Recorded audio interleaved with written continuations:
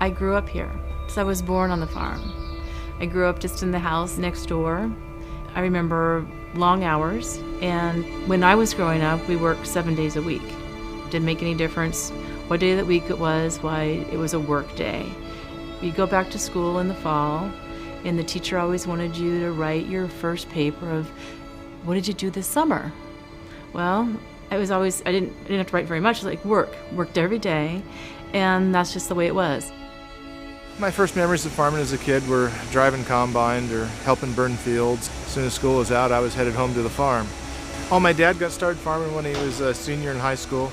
He was renting about 150 acres and just kind of started farming from there. Ended up going into venture with some peppermint. The reason it's such an honor for us to work with the Vanell family is because they take such pride in what they do.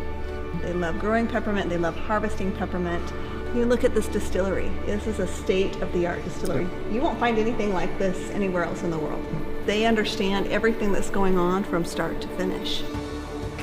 As soon as the trucks start bringing in the tubs, we just watch for when they're going to hook them up and make sure they get the steam going. When the steam comes up to pressure, we've got different buttons here to regulate the steam.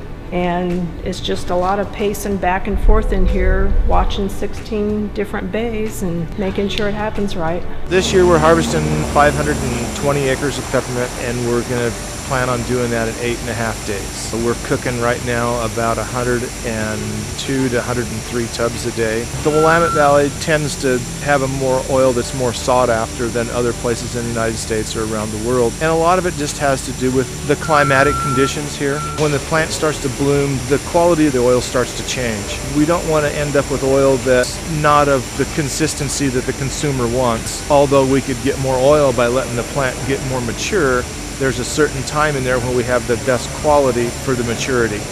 Because of the care they put into their fields and making sure they're free of weeds, we get the finest peppermint in the world. We want to be the best in whatever it is that we're doing.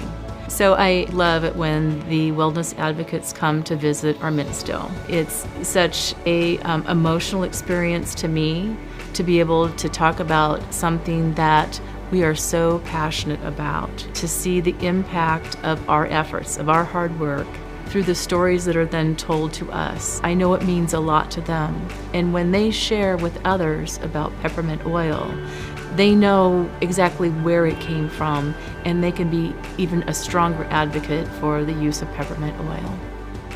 And you think, wow, we really are making a difference.